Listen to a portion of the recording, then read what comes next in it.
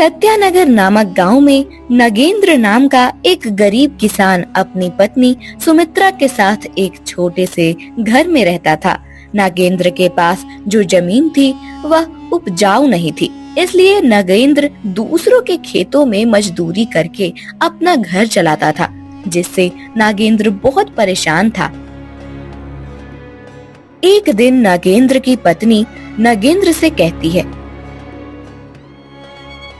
तुम कब तक यूं ही दूसरों के खेतों में मजदूरी करते रहोगे? कोई और काम क्यों नहीं देख लेते? हमारे मोहल्ले में जो रवि रहता है, उसकी जमीन किसी उद्योगपति ने खरीद ली है।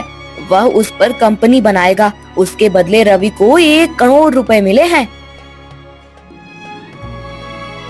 हाँ, 2 बीघा जमीन से 1 करोड़? मुझे तो 1 करोड़ का नाम सुनकर ही डर लग रहा है। मैं दिन भर मेहनत करता हूँ, तब जाकर 200-300 कमा पाता हूँ, लेकिन रवि इतने पैसों का क्या करेगा? उन पैसों से उसने 5 बीघा जमीन खरीद ली है और बचे हुए पैसों से अपना कारोबार शुरू कर लिया है। तुम्हारा मतलब 2 बीघा जमीन बेचकर 5 बीघा जमीन भी ली और फिर भी पैसे बच गए और अपना कारोबार भी शुरू कर लिया। ये तो सोने पे सुहागा हो गया। हाँ, मैं तो कहती हूँ तुम भी अपनी जमीन बेच दो। वैसे भी उस जमीन में कोई फसल तो होती नहीं, हमारे लिए तो वह जमीन बेकार ही है।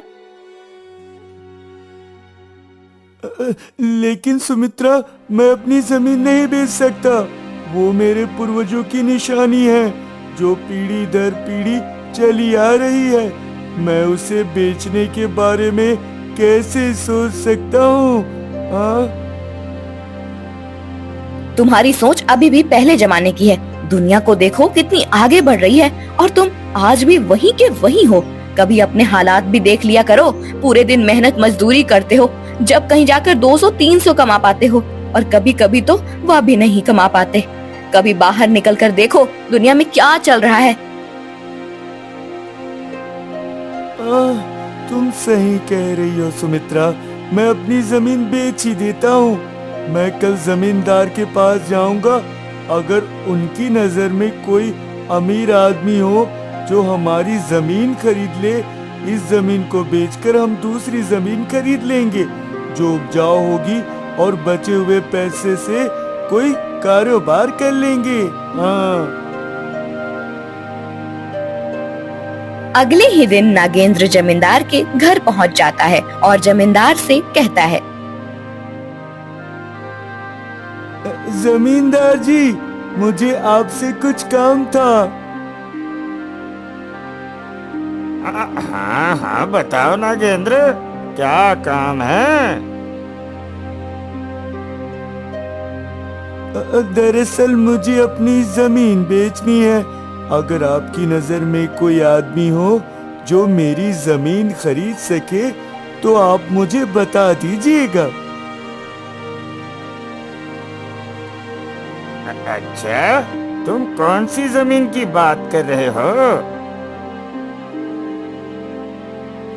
अरे जमींदार जी, हमारे पास एक ही तो जमीन का टुकड़ा है जो उपजाऊ भी नहीं। बस वही बेचने की सोच रहा हूँ, जिसके बाद कोई उपजाऊ जमीन खरीद लूंगा और अगर पैसे बचे तो उससे कोई अच्छा सा व्यापार कर लूंगा। हाँ।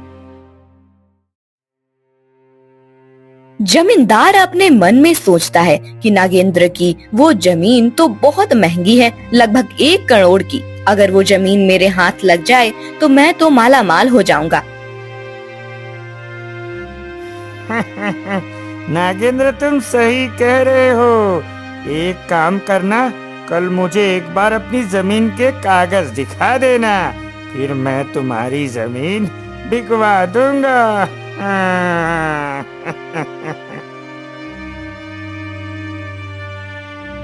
हाँ ठीक है जमींदार जी, मैं कल अपनी जमीन के कागजात लेकर आऊंगा।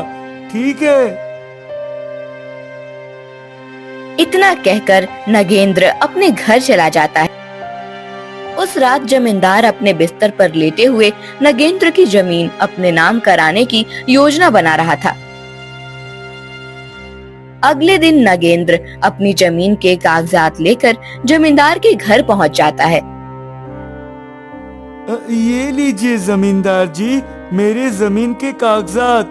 मैंने कागजात बहुत संभाल के रखे हुए थे। हाँ। जमींदार कागजात देखने के बाद बोला, अरे नागेंद्र, ये तुम्हारी जमीन तो सरकारी है। कागजों में साफ साफ लिखा है। तुम्हें किसी ने बताया नहीं हैं? ये तुम क्या कह रहे हो मालिक? ऐसा कैसे हो सकता है? ये कागजात मुझे मेरे पिताजी ने दिए थे और पिताजी को दादाजी ने दिए थे। ये जमीन तो हम पे बहुत पहले से है, फिर ये सरकारी कैसे हो सकती है भला? हाँ, तो क्या मैं झूठ बोल रहा हूँ? अरे जो कागज पर लिखा है वही तो बता रहा हूँ। कागज पर लिखा क्या झूठ होता है? अगर तुम्हें मेरी बात पर यकीन नहीं तो किसी और को दिखा लो। पहले जमाने में कोई किसी की भी जमीन ले लिया करता था। जमीन पानी की तरह मुफ्त में मिलती थी। मेरे दादाजी के यहाँ एक आदमी काम करता था। वो दादाजी की बहुत सेवा करता था, इसलिए दादाजी ने उसे 50 बीघा जमीन यूं ही मुफ्त में दे दी थी। अगर आज वो जमीन हमारे पास होती भाई, कम से कम 100 करोड़ की होती। पहले के जमाने में किसी को क्या पता था कि ये सरकारी जमीन है या और किसी की? हाँ। हाँ, तो जमींदार जी, मुझे अब क्या करना होगा? ये जमीन मेरे नाम कैसे होगी? आप कैसे भी करके ये जमीन मेरे नाम करवा दीजिए। हाँ।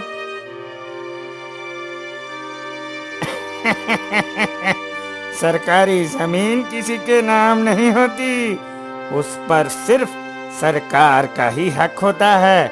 अगर किसी और को पता चल गया कि ये तुम्हारी जमीन सरकारी है तो वो सरकार को बता देगा और फिर सरकार तुम्हारी ये जमीन तुमसे छीन लेगा। इसलिए किसी को भी अपनी जमीन के बारे में मत बताना और ना ही किसी को कागज दिखाना, वरना तुम्हारी जमीन तुम्हारे हाथ से निकल जाएगी। हाँ। जमींदार जी, अब क्या होगा? मुझे तो कुछ भी समझ नहीं आ रहा। आप ही कुछ बताइए जमींदार जी। वैसे तो इन सरकारी मामलों में मैं नहीं पड़ता हूँ, लेकिन तुम सीधे आदमी हो, इसलिए मैं तुम्हारे लिए काम कर सकता हूँ। तुम्हारी जमीन ये मैं ले लूँगा, लेकिन मैं तुम्हें केवल 10 लाख ही दे सकता हूँ, क्योंकि सरकार को जब भी पता चल गया तो वो ये ज़मीन मुझसे छीन लेगा। तुम गरीब आदमी हो, इसलिए तुम्हें मैं 10 लाख दे रहा हूँ, वरना मैं ज़मीन की तरफ मुड़कर भी नहीं देखता। हाँ, वैसे भी सरकार एक न एक दिन ये ज़मीन ले ही लेगी। हाँ। हाँ मालिक, आप सही कह रहे हैं। सरकारी चीज का कुछ पता नहीं, आज है कल नहीं। आप ये जमीन ले लो और मुझे 10 लाख रुपए दे दो। हाँ। जमींदार नागेंद्र से जमीन के कागजात पर अंगूठा लगवाकर जमीन अपने नाम करवा लेता है और नागेंद्र को 10 लाख रुपए दे देता है। नागेंद्र पैसे लेकर अपने घर चला जाता है और अपनी पत्नी को सारी बात बताता है। यह तुमने क्या किया? करोड़ों की जमीन यूं पानी में बहाए। एक बार मुझसे पूछ तो लेते। उस जमींदार ने तुम्हें पागल बना दिया और तुम उस झूठे की बातों में आ गए। हे ईश्वर, मैं क्या करूं? तुम कोई भी काम सही से नहीं करते हो। तुम मुझे उस जमींदार के पास ले चलो, मैं उससे बात करूंगी। नागेंद्र अपनी पत्नी को लेकर जमींदार के घर की ओर निकल जाता है। तभी उसे रास्ते में रवि मिलता है। अरे भाभी जी, क्या बात है, इतनी जल्दी में कहाँ जा रहे हो? क्या बताऊं भाई साहब, तुम्हारे भैया जमींदार के पास अपनी जमीन को बेचने के लिए गए थे, लेकिन जमींदार ने इनको पागल बना दिया और हमारी जमीन सरकारी बताकर अपने नाम करवा ली। अरे ये तो बहुत बुरा हुआ भाभी जी, तुम्हारी जमीन सरकारी कैसे हो सकती है? अरे वो तो नागेंद्र के दादाजी ने खरीदी थी मेरे दादाजी के साथ, और सरकारी जमीन के कागजात तो सरकार के पास होते हैं। अब तुम ही बताओ भाई साहब, हम क्या करें? मुझे तो कुछ समझ नहीं आ रहा। अरे वो जमींदार एक नंबर का बदमाश है, हमें गांव के मुखिया के पास जाना चाहिए, वही तुम्हारी मदद कर सकते हैं। रवि दोनों को गांव के मुखिया के पास ले जाता है और मुखिया जी को सारी बात बताता है। तुम चिंता मत करो नागेंद्र, मैं जमींदार को अच्छे से जानता हूँ। उसने बहुत से लोगों को ऐसे धोखा दिया है। कल पंचायत होगी और जमींदार को बुलाया जाएगा, तुम भी पंचायत में आना। अगले दिन पंचायत में सब इकट्ठा होते हैं। मुखिया जी जमींदार से कहते हैं, क्यों जमींदार जी, तुमने नागेंद्र से उसकी जमीन को धोखे से अपने नाम करवा लिया। अब तुम्हें उसकी जमीन वापस करनी होगी, और जो 10 लाख रुपए तुमने उसे दिए हैं वो भी वापस लेने होंगे। हाँ। जमींदार गुस्से में कहता है, मैं ऐसा नहीं करूँगा। मैंने उसकी जमीन ली है और उसे पैसे भी दिए हैं। हाँ। तभी पास में खड़ा रवि कहता है, अरे सरपंच जी, हमारे जमींदार ने गरीब किसानों को खूब पागल बनाया है। इन पर तो 420 का मुकदमा चलाना चाहिए। जब हवालात में इनकी खातिरदारी होगी तब इनकी अकल ठिकाने में आएगी। हाँ। मुकदमे का नाम सुनकर जमींदार सहम गया। तभी मुखिया जी जोर से कहते हैं, ओए जमींदार, तुम्हें पंचायत का फैसला मानना ही होगा। अगर तुमने ऐसा नहीं किया तो हम तुम पर मुकदमा करने में पीछे नहीं हटेंगे, समझे? मुखिया जी को क्रोध में देखकर और मुकदमे के डर से आखिरकार जमींदार को पंचायत का फैसला मानना पड़ता है और वह नागेंद्र को उसकी जमीन वापस कर देता है। नागेंद्र अपनी जमीन वापस पाकर बहुत खुश होता है और सबका धन्यवाद करता है। धन्यवाद मुखिया जी, आपने हमारी मदद की।